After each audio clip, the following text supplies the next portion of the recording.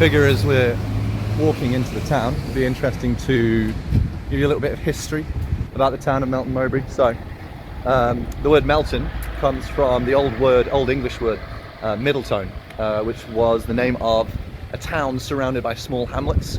So Melton Mowbray would have been sort of the central point where all of these small little villages around, which have probably been sort of conglomerated into Melton Mowbray. And Mowbray was the Norman family name for the Lords of the Manor. I understand it, the Lords of the Manor would have been the people who had basically the biggest house in the area, and they basically maintained the rural rights around the area. Primarily for Melton Mowbray, it would have been the Norman Robert de Mowbray, one of the early Lords of the Manor in England. And that is where the name comes from. But we're on the high street now.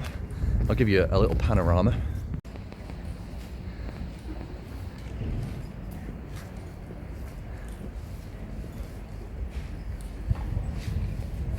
To me is like when you think Old English high street, this is what it looks like. It's wide, high buildings either side, basically a wind tunnel with shops attached to it.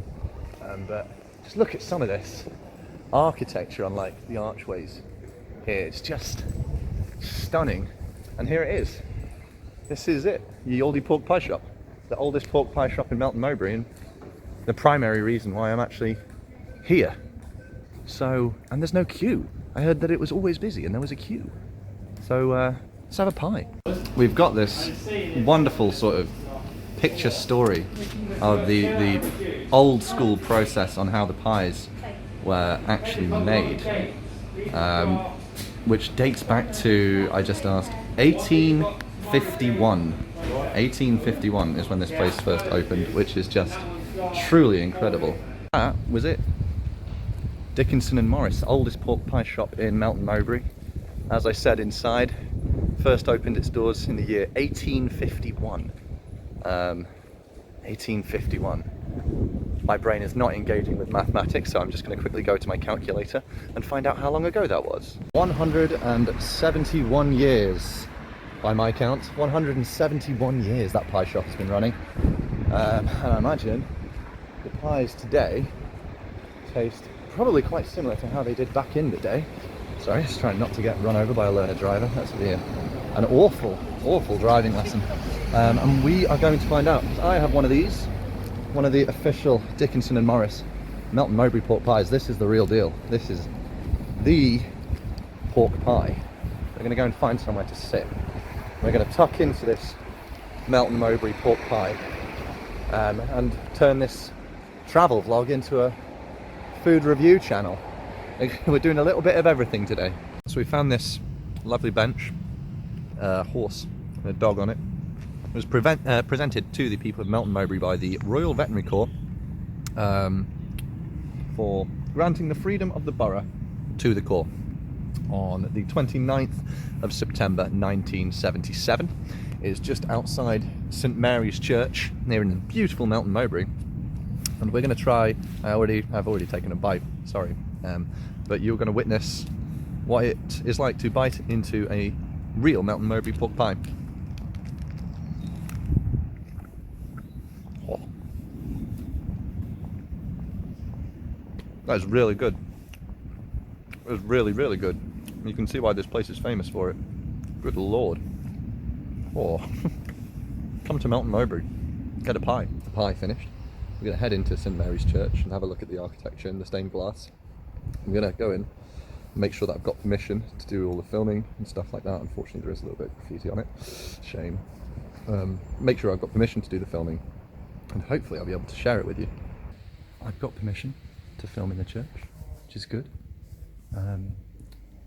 The oldest part of the church dates back to 1170, which is the lower part of the tower, which I believe is just through that way. I'm not sure how much we can see, but I'm going to be quiet, obviously respectful to anyone who may be praying in here, anything like that. So this will be quite a quiet part of the video, but I hope you enjoy looking at these beautiful stained glass windows as much as I do.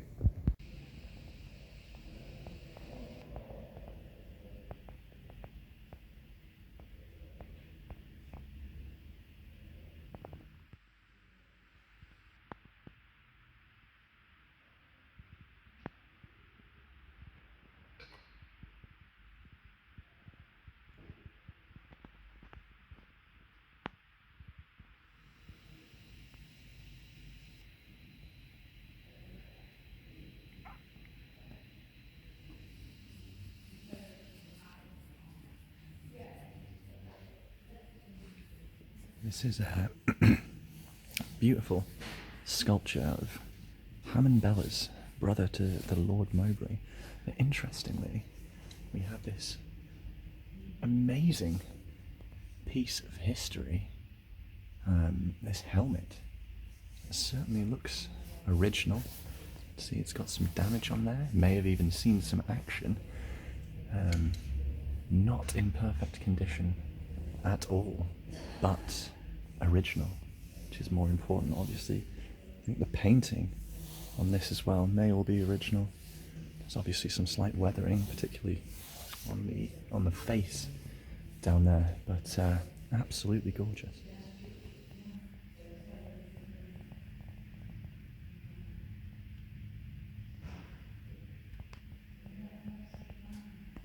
Little point of interest, a little POI that we found here.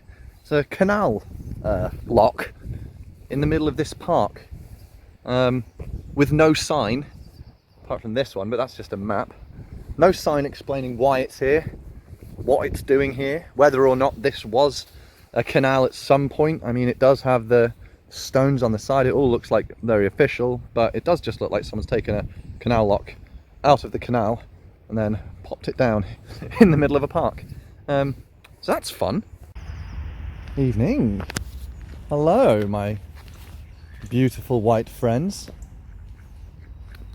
How lovely it is to see you. Oh.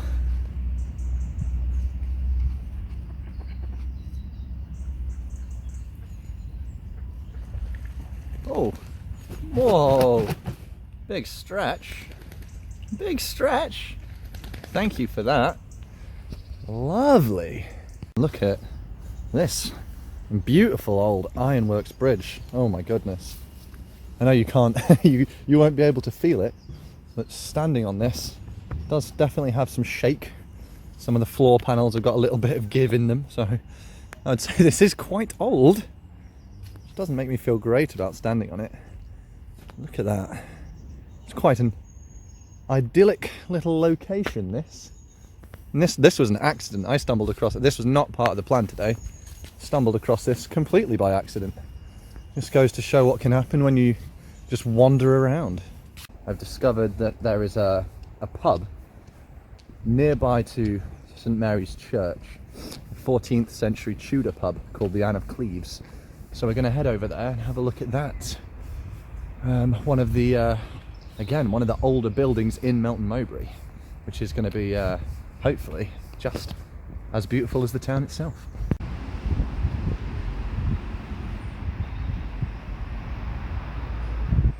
It's another old building just opposite the church here. You can see the weathering on the stones, on the architecture. The chimneys even look, well, at least the base of the chimneys, like this bit here, looks very old. Let's have a look. Maison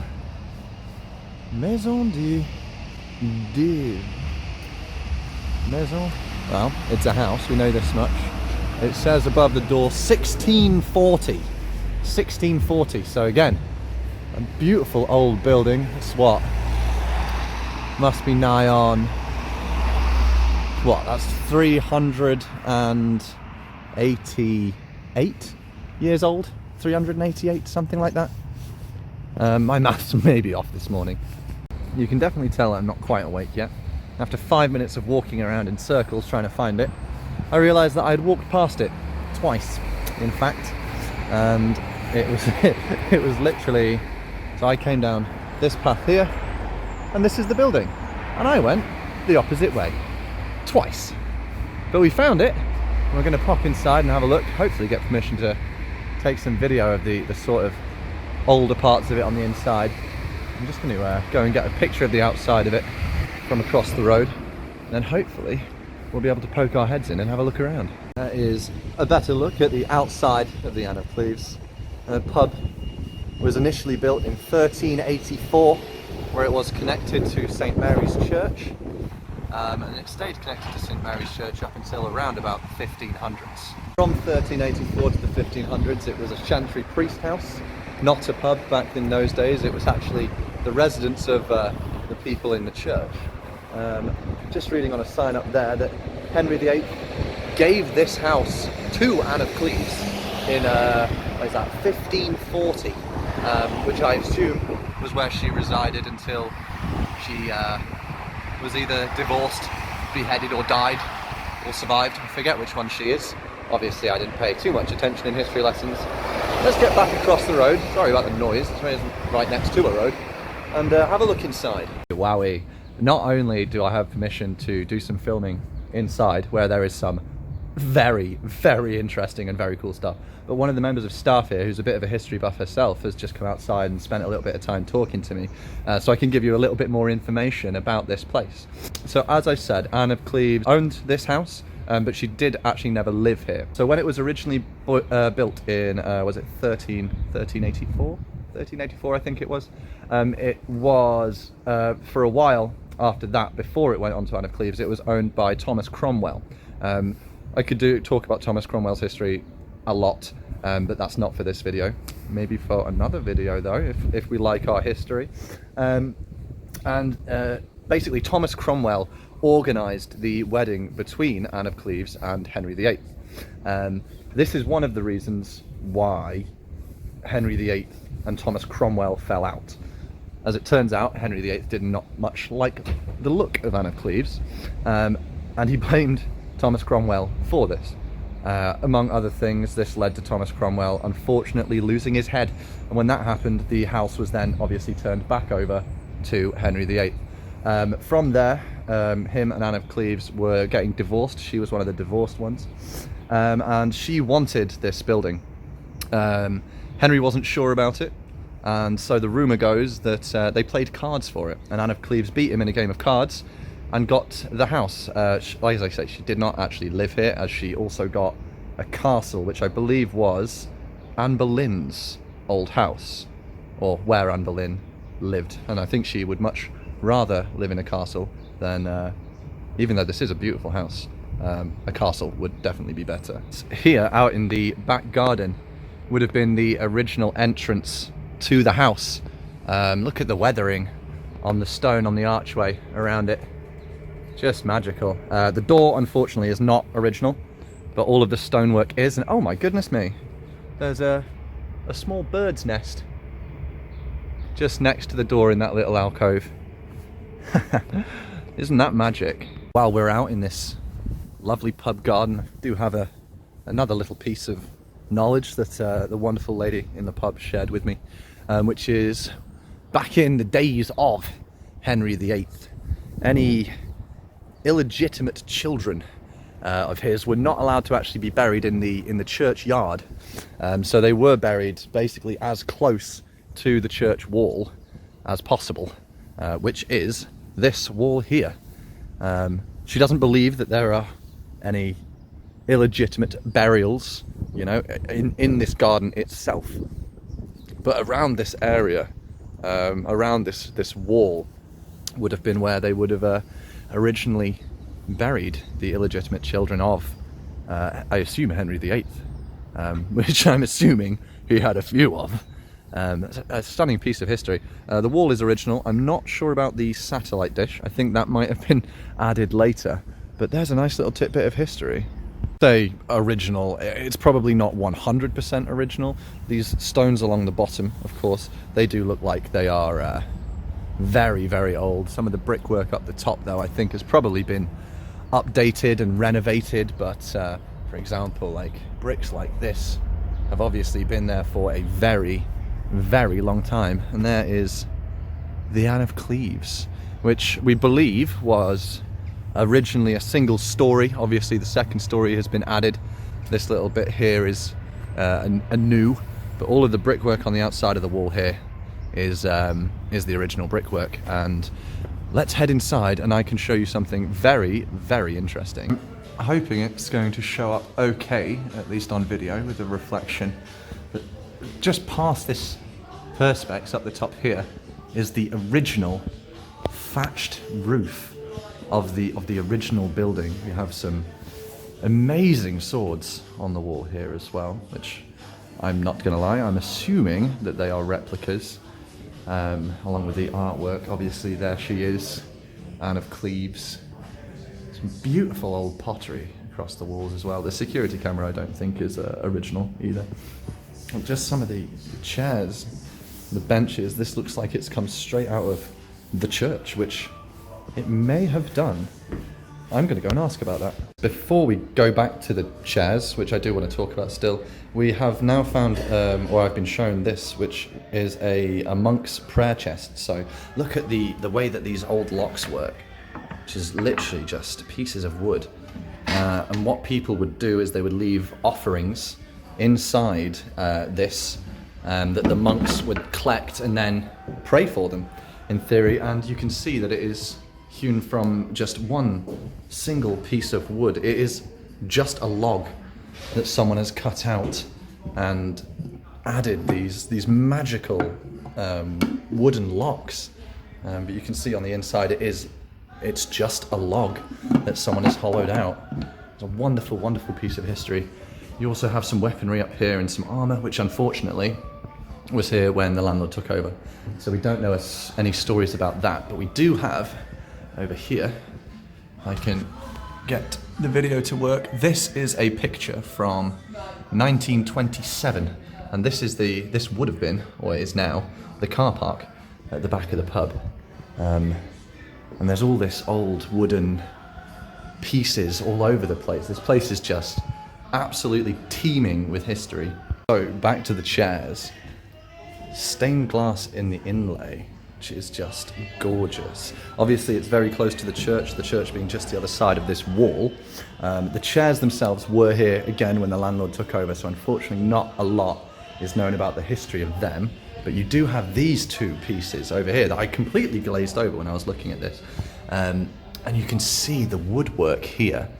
Obviously, doesn't even look like there may have been a piece there that's fallen out, but maybe not. But if you look, the chairs they're pinned, they're wooden pegged together, you can see all over them. So they are very, very old. The artwork on them is actually engraved.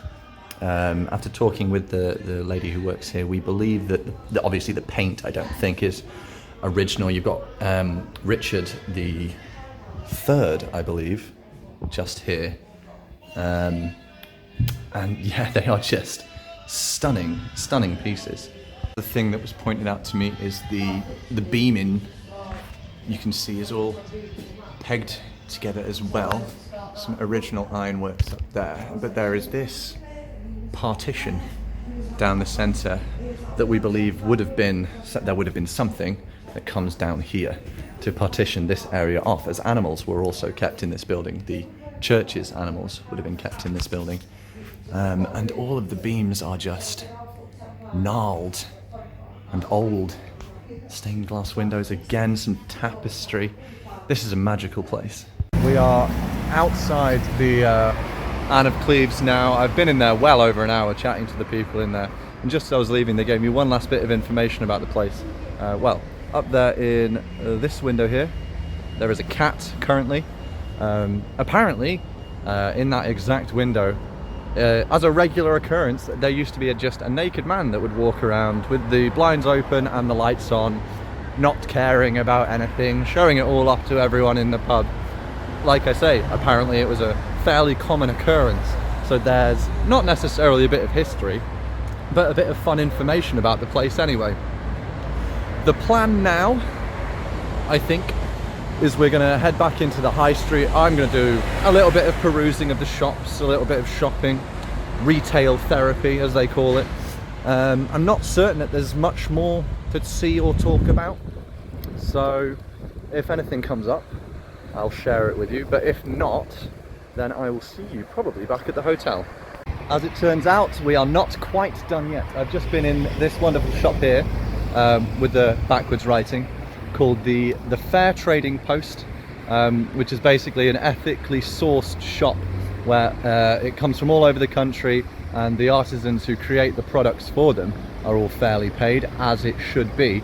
And I spoke to a lady in there and she gave me a little bit of information about a couple of other bits and pieces in Melton that are worth seeing.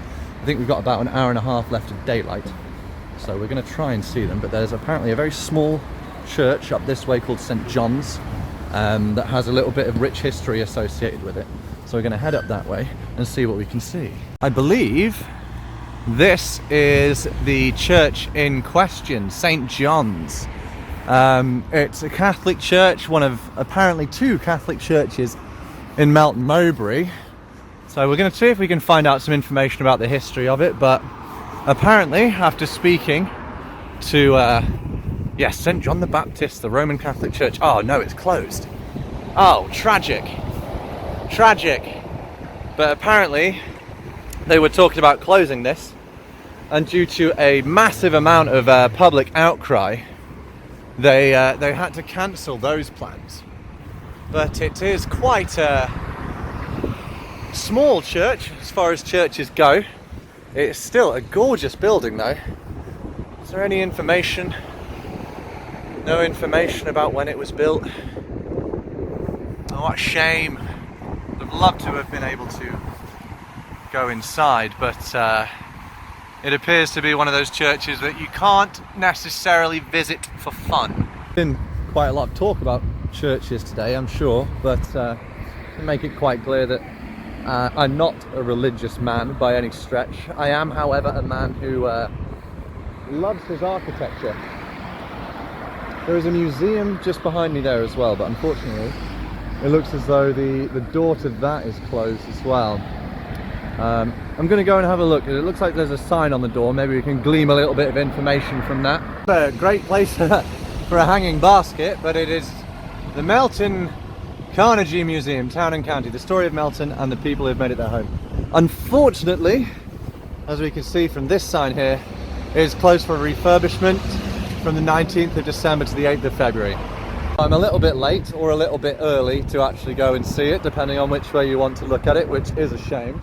But hey, if we come back to Melton Mowbray, that might be a nice, interesting place to visit. I was also told by the lady in the shop that there is a cinema here that is of interesting architectural design.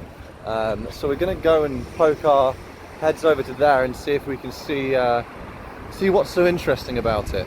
After a small amount of research, I've discovered that the church had begun its construction in 1839, just as some of the acts against Catholics were being repealed in the UK. However, the church didn't open its doors until 1842, and at that point it was holding Catholic masses.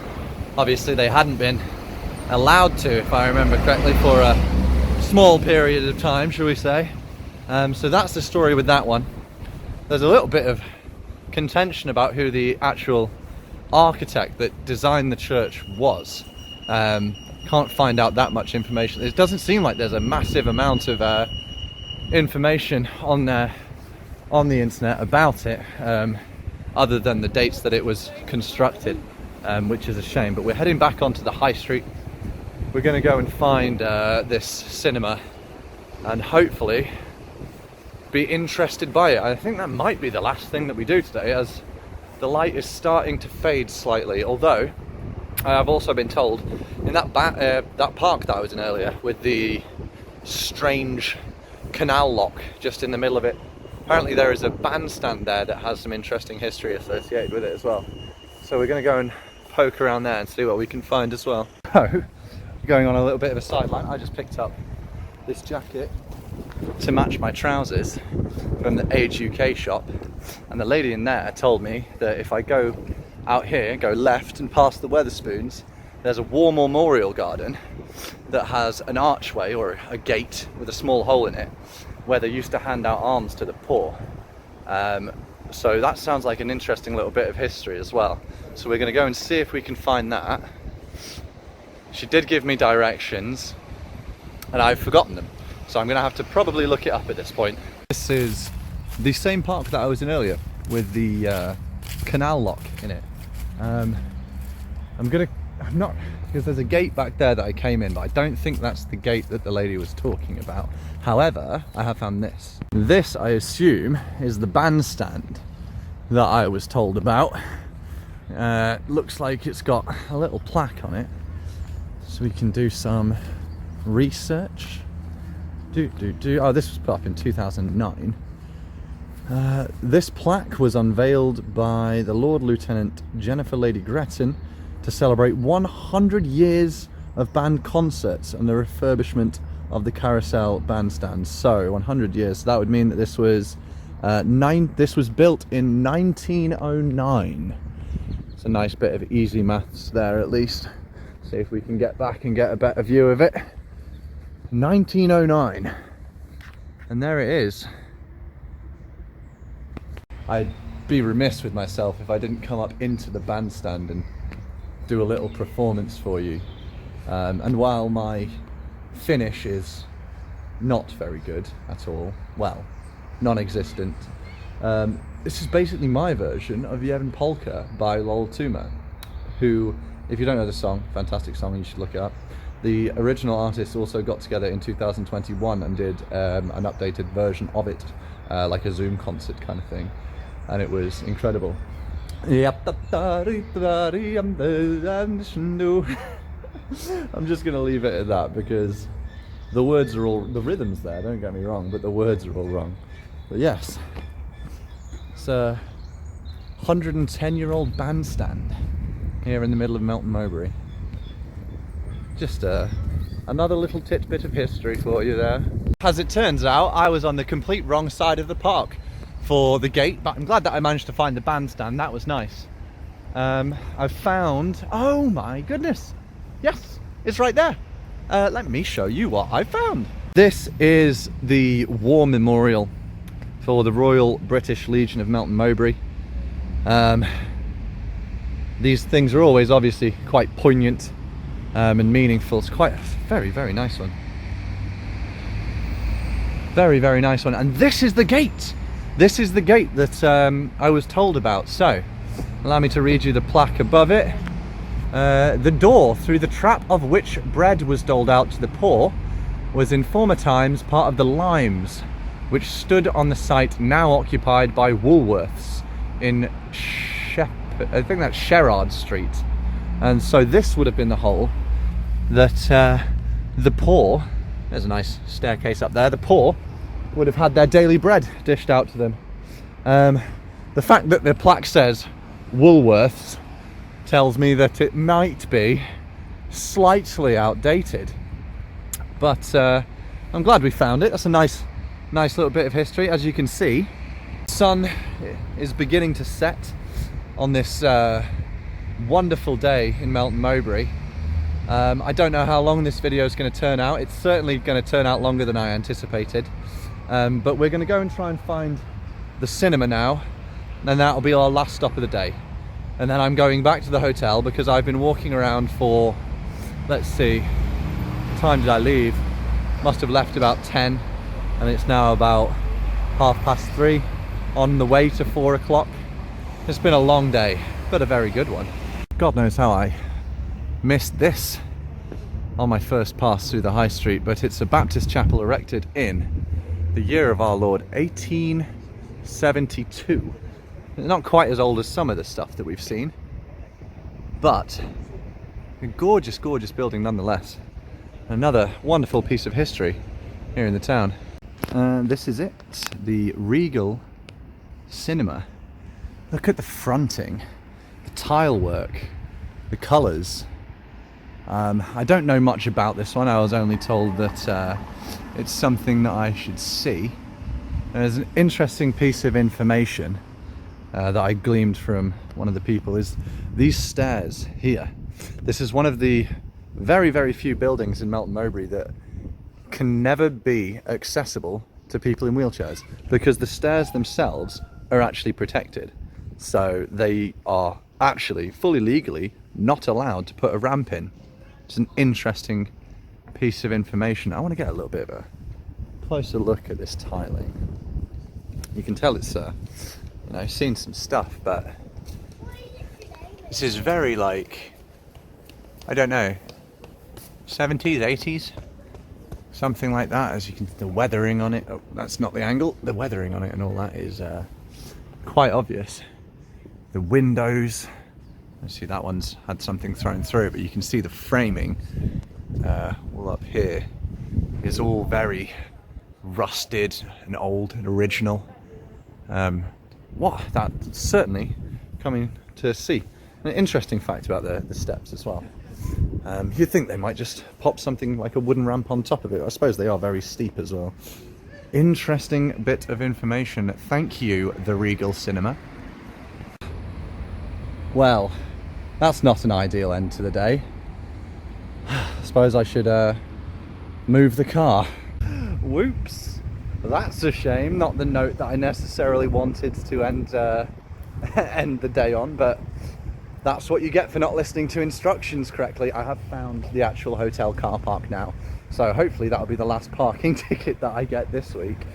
Well, ladies and gentlemen, that is the end of the Melton Mowbray section of this video. So, like I say, I think this might have turned out a little bit longer than initially anticipated. So if you've made it to this part, thank you very much for watching. It's been a pleasure to share this experience with you, and I look forward to our next city break together. Hey, how you going? So this is being recorded in my room after I've just finished editing this short video that I was going to put together that is now teetered onto the edge of an hour. So that is why the video has been split into two parts. But I do want to say thank you very much for watching. If you have any towns that you would be interested in seeing, please do let me know in the comments. Stay well, and I'll be seeing you again soon.